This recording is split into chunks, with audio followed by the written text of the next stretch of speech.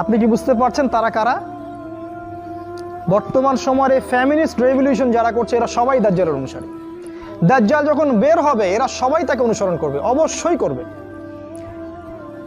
একটা কোভিড-19 যদি সবাইকে একমুখী করে ফেলতে পারে, দাজ্জালের ফিতনা যে কত ভয়ঙ্কর হবে সেটা চিন্তাই করতে পারবেন না আপনি। একটা খালি হুঙ্কার যে মূর্তি স্থাপন হবেই, যে এর বিরোধিতা করবে তার বিরুদ্ধে রাষ্ট্রদ্রোহের মামলা দেওয়া হবে। সারা দেশের মানুষ ম্যাক্সিমামই এখন ওইদিকে অনুসরণ করছে। এই যদি অবস্থা, তাহলে দাজ্জাল যখন বের হবে তখন যে কোটি কোটি মানুষ তাকে অনুসরণ করবে না, এটা কি কোনো গ্যারান্টি আছে? বরং কোটি কোটি মানুষই তাকে অনুসরণ করবে। তোমার সামনে নারীকে সহজলভ্য করে দেওয়া হয়েছে। স্কুলে নারী, স্কুল কলেজের মধ্যে কো এডুকেশন, ছেলে মেয়ে একসাথে বসে পড়াশোনা করে। একটা মেয়ে এরকম নগ্ন পোশাক পরে আমার সামনে যদি বসে থাকে দিনে 5 ঘন্টা, কয়দিন আপনি জেনা থেকে দূরে থাকতে পারবেন বলেন তো?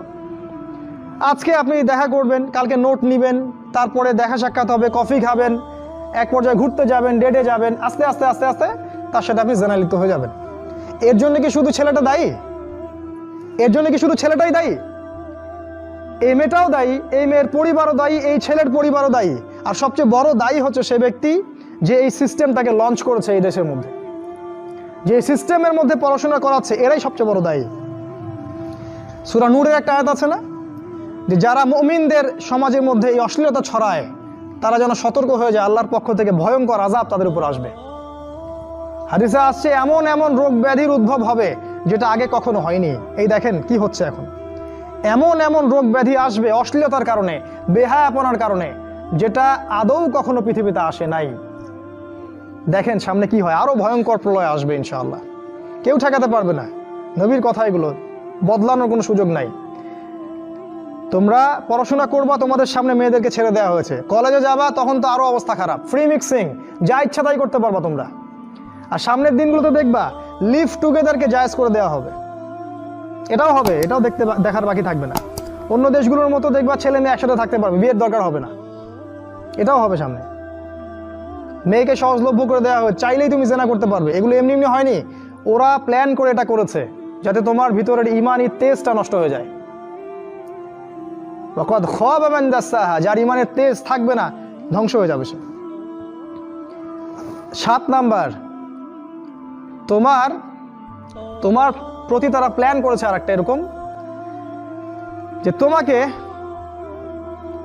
ইসলামের মধ্যে যখন তুমি ইসলাম ফলো করতে চাইবা, কোনোভাবে যদি তুমি ইসলাম ফলো করতে চাও, তখন দেখবা ইসলামের মধ্যে এসে 1000টা দলাদলি, 1000টা। তখন তুমি কনফিউজড হয়ে যাবা যে কোথায় যাব আর কোথায় হক পাবো। যারা ইসলামপন্থী তাদের মাঝেও তারা এমন একটা চক্রান্ত করে দিয়েছে যাতে মুসলিমরা মুসলিমদের সাথে সারা জীবন মারামারি কাটাকাটি করতে থাকে। বাস্তবতা দেখেন তাই হচ্ছে। এভাবে তারা তোমাকে ওদের গোলাম বানানোর প্ল্যান করেছে। 8 নাম্বার, রিজিক, তোমাকে সারাদিন রিজিকের টেনশন দিয়ে রেখেছে ওরা। রিজিক নিয়ে প্রতিটা যুবক টেনশন আর টেনশন, কি করব, কি খাবো আর কি পরবো, কি কবে চাকরি পাবো আর কি ব্যবসা করবো, সারাদিন রিজিকের টেনশন। এই যে দারিদ্রতার ভয় আর রিজিকের ভয় দিয়ে তারা তোমাকে আল্লাহর পথ থেকে সরিয়ে দিয়েছে। 9 নাম্বার, আমি খুব শর্ট করে বলছি, অনেক ডিটেলস সময় লাগবে বেশি বললে। 9 নাম্বার হচ্ছে যে তারা যেটা প্ল্যান করেছে যে তোমার রিজিকের মধ্যে তারা হারাম ঢুকিয়ে দিয়েছে। হারাম, তুমি যে সেক্টরেই যাবা রিজিকের সন্ধানে, সেখানে গিয়ে দেখবা হারাম সেখানে যুক্ত হয়ে আছে। হয় ঘুষ থাকবে, না হলে সুদ থাকবে, না হলে প্রতারণা থাকবে, অথবা অন্য কোনো এমন কিছু থাকবে যার মধ্য দিয়ে তোমাকে রিজিক অন্বেষণ করতে হবে। চাকরিগুলোর দিকে তাকান, এখন দেখেন কি অবস্থা।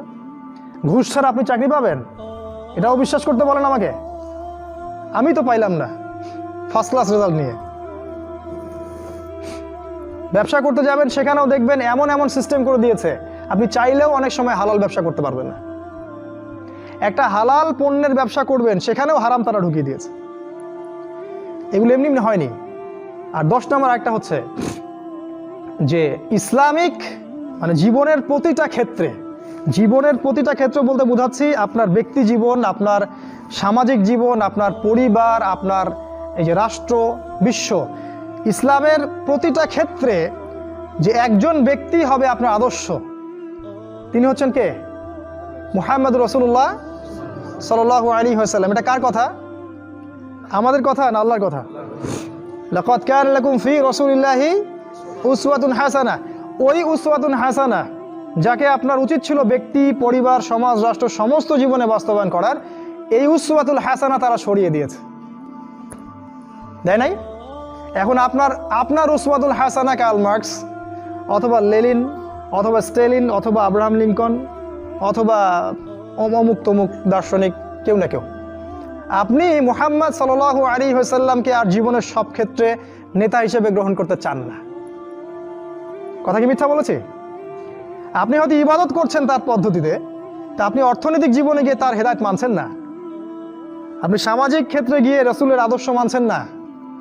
বিশ্ব রাজনীতি করতে আপনি রাসূলের আদর্শের মোটেই পরোয়া করছেন না, ওটা জাদুঘরে। এই বিষয়গুলোতে আমরাই ভালো বুঝি। অপেক্ষা করতে থাকেন। জাস্ট আমার তো কিছু করার নাই, আমাদের তো কিছু বলারও নাই, আমরা তো মাজলুম এবং দুর্বল। আমরা শুধু এতটুকু বলবো, আপনি just wait until you reach your grave. আপনি যতক্ষণ পর্যন্ত আপনার কবরে পৌঁছান নাই ওই পর্যন্ত অপেক্ষা করতে থাকেন, তারপরে দেখেন আপনার সাথে কি হয়। যখন ফেরেশতারা কলার ধরে তুলে প্রশ্ন করবে, মান হাযা রাজুল বুইসা ফীকুম, এই ব্যক্তি কে ছিল যাকে তোমাদের কাছে রাসূল করে পাঠানো হয়েছিল, তখন এরা কোশ্চিন কালেও বলতে পারবে না যে ইনি হচ্ছেন রাসূলুল্লাহ সাল্লাল্লাহু আলাইহি ওয়াসাল্লাম। বলে মা আদরি আমি জানি না, লা আদরি আমি জানি না। মানুষ কিছু বলতো, আমি শুনতাম। খুবই ভয়ঙ্কর জায়গা। একজন সাহাবীর নাম বলি, সাদ বিন মুয়াজ রাদিয়াল্লাহু আনহু, নাম শুনেছেন? তোমরা তো শোনো নাই মনে হয়। সাদ বিন মুয়াজ এত ভালোবাসতেন নবী তাকে যে তার মৃত্যুতে রাসূল সাল্লাল্লাহু আলাইহি ওয়াসাল্লাম এত কষ্ট পেয়েছিলেন। সাদ বিন মুয়াজ আনসার সাহাবী ছিলেন। তার একার দাওয়াতে প্রচেষ্টায় মদিনায় বহু মানুষ ইসলাম কবুল করেছিল। এই মানুষ খন্দকের যুদ্ধে তার গায়ে একটা তীর লাগে, প্রচুর রক্ত প্রবাহ হয় এবং তিনি মারা যান, শহীদ হয়ে যান। এই সাদ বিন মুয়াজের জানাজায় 70,000 ফেরেশতা অংশ নিয়েছিল এবং আল্লাহ রাব্বুল আলামিনের আরশ এই বান্দার মৃত্যুতে কেঁপে উঠেছিল। আপনাকে বলতে চাচ্ছি, এই সাদ বিন মুয়াজ রাদিয়াল্লাহু আনহুর কবরেও চাপা দেয়া হয়েছে, দুদিক থেকে চাপা দেয়া হয়েছে। তিনি বলেছেন, রাসূল সাল্লাল্লাহু আলাইহি ওয়াসাল্লাম, যদি কোনো ব্যক্তির কবরে আযাব না হতো তাহলে সাদ বিন মুয়াজের কবরে আযাব হতো না। তার কবরেও প্রশ্ন হয়েছে এবং চাপ দেওয়া হয়েছে। কবরের জীবন কেমন করে আপনাকে বুঝাবো? কিভাবে বুঝাবো আমরা? আমাদের বুঝানোর কোনো ক্ষমতাই নাই। আজকে আপনি রাসূলের আদর্শকে পরোয়া করছেন না। কাল যখন আপনাকে রেখে আসা হবে ওই যে বিসমিল্লাহি আলা মিল্লাতি রাসূলিল্লাহ বলে, তখন বুঝবেন যে রাসূলের মিল্লাত কাকে বলে। আল্লাহ পাক আমাদেরকে উসওয়াতুল হাসানা নির্ধারণ করার তৌফিক দান করুন। উসওয়াতুল হাসানা হবে একজন ব্যক্তি, দ্বিতীয় কোনো ব্যক্তি না। তিনি হচ্ছেন আমাদের প্রিয় নবী মুহাম্মদুর রাসূলুল্লাহ সাল্লাল্লাহু আলাইহি ওয়াসাল্লাম। হ্যাঁ, এটা ঠিক যদি কোনো ব্যক্তির কথা রাসূলের কথার সাথে মিলে যায়, সে যেই হোক না কেন তার কথা মানতে আমরা প্রস্তুত ইনশাআল্লাহ। বরং ওই কথা মানাই আমাদের জন্য ফরজ। আর পৃথিবীর যে ব্যক্তি হোক না কেন, সে যত বড় নেতা হোক না কেন, যেই হোক না কেন, কারো কথা যদি নবীর কথার সাথে না মেলে তাহলে সেই কথা মানতে আমরা মোটেও বাধ্য নই, বরং সেটাকে না মানাই হচ্ছে আপনার ঈমানের দাবি। এই 10টা কাজ তারা করেছে, এছাড়া আরও কিছু কাজ করেছে, আজকে আমি অত বলার সময় পাচ্ছি না। এখন আপনার প্রতি নাসিহা হচ্ছে যে যদি আপনি চান যে আপনার যৌবনকালটাকে আপনি আল্লাহর পথে ব্যয় করবেন, দুনিয়াতেও সুখী হবেন, পরকালেও সুখী হবেন, তাহলে আপনার জন্য একটা হাদিস আমি পেশ করছি। নবী সাল্লাল্লাহু আলাইহি ওয়াসাল্লাম বলেছেন, কিয়ামতের মাঠে 7 শ্রেণীর মানুষকে আল্লাহ পাক আরশের ছায়া দিবেন। তার মধ্যে এক শ্রেণীর মানুষ হচ্ছে তারা যারা তাদের যৌবনকালটাকে আল্লাহর পথে ঢেলে দিয়েছে।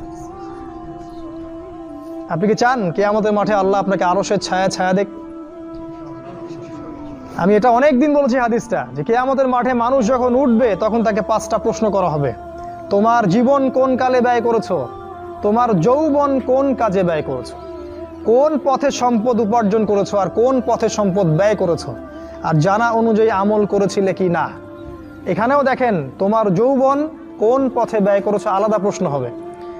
যদি আমরা যৌবন আল্লাহর পথে ব্যয় করতে পারি, আরশের ছায়া আপনি ছায়া পাবেন ইনশাআল্লাহ। আপনার নেতা হবে জান্নাতে হুসাইন রাদিয়াল্লাহু আনহু। এটা তো জানেন, তিনি হবেন জান্নাতে যুবকদের সর্দার।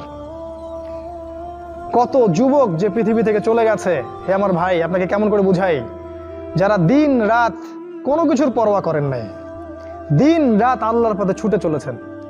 ওই খালিদ বিন ওয়ালিদ রাদিয়াল্লাহু আনহুকে দেখেন, তিনি মৃত্যুসজ্জায় বলেছিলেন যে আমি জাহাদতু কাযা ওয়া কাযা, আমি যে কতই না যুদ্ধ করেছি আল্লাহর পথে, আমার শরীরে এমন একটা দাগও নাই যেখানে মানে একটা জায়গাও বাকি নেই আমার শরীরের মধ্যে যেখানে কোনো তরোয়ালের আঘাত নাই বা বর্ষার ছোঁয়া নাই। সেদিন তিনি মৃত্যুসজ্জায় বলছিলেন যে আজকে আমি আমার বিছানায় মারা যাচ্ছি, আমি যুদ্ধের মাঠে মারা যাওয়ার সৌভাগ্য আমার হলো না। ফালা নামাত আইনুল জুবালা, তিনি বলেছিলেন যে পুরুষদের দু চোখ যেন কখনো না ঘুমায়। ওই দেখো যুবক, তোমার আদর্শ। খুবাইব রাদিয়াল্লাহু আনহু, ইসলামের জন্য তাকে দায়ী করে পাঠানো হয়, রাজি নামক একটা জায়গায় কাফেররা তাকে ধরে ফেলে এবং তাকে শুল দণ্ড দিয়ে হত্যা করে। খুবাইব রাদিয়াল্লাহু আনহুকে যখন শুল দেওয়া হচ্ছিল, তিনি বলছিলেন, এই কবিতাটা ভালো করে পড়বা, রাহিকুল মাকতুম বই আছে, লাস্তু উবালি হিনা উক্তালু মুসলিমান। তাকে যখন শুল দণ্ড দেওয়া হচ্ছে, শুল দণ্ড মানে বোঝো, পিছন দিয়ে মানে লৌহ দণ্ড প্রবেশ করিয়ে মাথা দিয়ে বের করে দিত, কঠিন দণ্ড, একটা ফাঁসি টাসির চেয়েও ভয়ঙ্কর।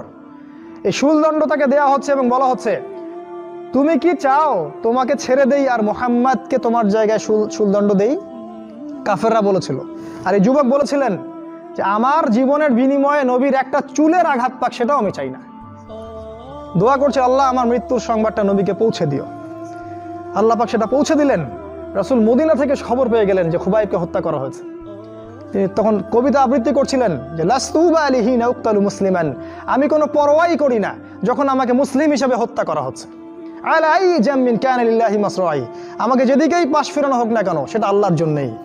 ওয়াযালিকা আল ইলাহু ওয়া ইয়াশা, এবং তিনি হচ্ছেন এমন ইলাহ যিনি যদি চান ইউবারিক আলা ফি কুল্লি শিলুই মিমাসা, তাহলে তিনি প্রত্যেকটা আমার গোশত টুকরা হাড্ডির মধ্যে বরকত দিতে পারবেন। এই কবিতা বলতে বলতে তার জান চলে যায়। এই যে তোমার আদর্শ, কখনো ভেবেছো তাদেরকে নিয়ে? তারা তোমাদের সুপার হিরো।